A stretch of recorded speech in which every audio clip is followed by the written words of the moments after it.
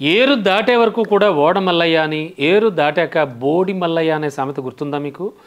మరో సామెత కూడా చెప్తాను. ఏరు దాటాక తెప్ప తగలేసట. సో ఇలాంటి సామెతలన్నీ కూడా మనకు తెలుసు. అయితే ఇదే సామెత చందంగా మహిళలకు ఆర్టీసీ బస్సు ప్రయాణం అనేది తయారైంది ఏపీలో.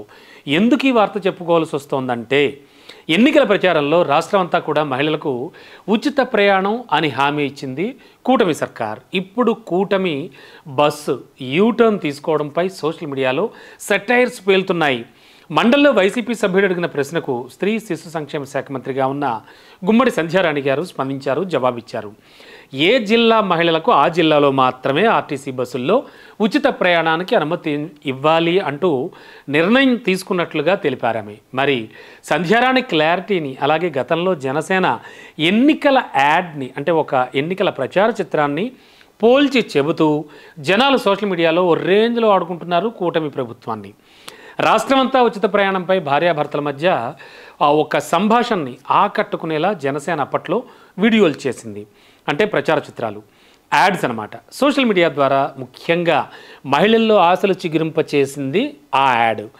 ఆ సంభాషణకు సంబంధించిన వీడియో ఒకటి ఇప్పుడు వైరల్ చేస్తున్నారు. ఎస్, ఏది రాష్ట్ర వ్యాప్తంగా మహిళలకు ఉచిత ప్రయాణం అంటూ నెటిజన్లు నిలదీస్తున్నారు.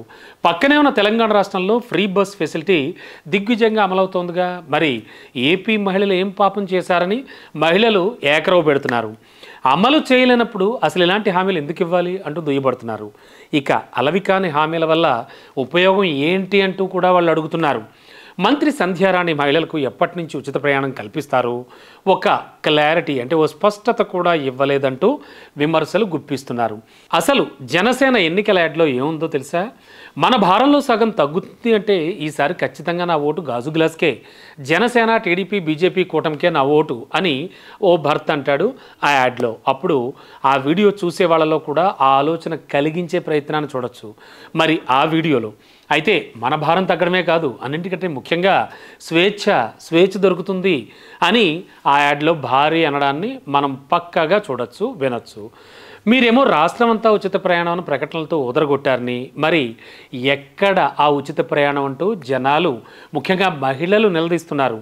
ఈ లెక్కన మొక్కులు తీర్చుకోవడం కూటమి పాలనలో సాధ్యం కానట్టేనా? ఎందుకంటే ఆ యాడ్లో మొక్కులు తీర్చుకోవడానికి మనం ఫ్రీ బస్సులో వెళ్ళొచ్చు అని కూడా భార్యాభర్తలు చర్చించుకుంటారు. అది సంగతి. మరి ఇదే విషయం సోషల్ మీడియా జనాలు దెప్పి పొడుస్తూ ఉన్నారు. ఎందుకంటే ఆ యాడ్లో మొక్కులు తీర్చుకోవడానికి అని ఉండడం కూడా మనం గమనించాలి. నేను ఇప్పుడు చెప్పినట్టు అసలు ఈ ఫ్రీ స్కీమ్ అమలయ్యే నాటికి చుట్టూ కేవలం కొన్ని కిలోమీటర్ల వరకే, అంటే జస్ట్ లైక్ ఓ 10 కిలోమీటర్ల మేర, లేదా అంటే మరీ అంత తక్కువ ఇవ్వరు అనుకోండి, ఓ 25 కిలోమీటర్ల మేర, లేకపోతే ఒక 50 కిలోమీటర్ల మేరే మీకు ఉచిత ప్రయాణం అని గిరిగీసి ఏమైనా పెడతారా? అలాంటి ప్రభుత్వ నిబంధన ఏమైనా తీసుకొచ్చినా మనం ఆశ్చర్యపోవాల్సిన పని లేదని కొంతమంది అనుమానం వ్యక్తం చేస్తున్నారు. ఉచిత బస్సుపై ఈ రకంగా కస్సుబుస్సులాడుతున్నారు మహిళలు.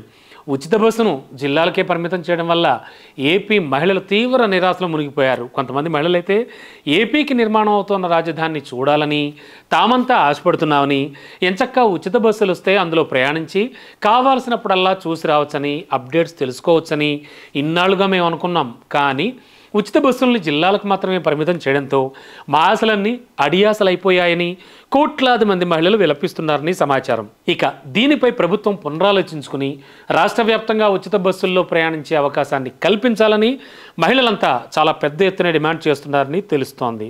అసలే మహిళా మండలి ఇష్యూ ఇది. ఏపీలో ఏ టర్న్ తీసుకుంటుందో చూడాలి మరి.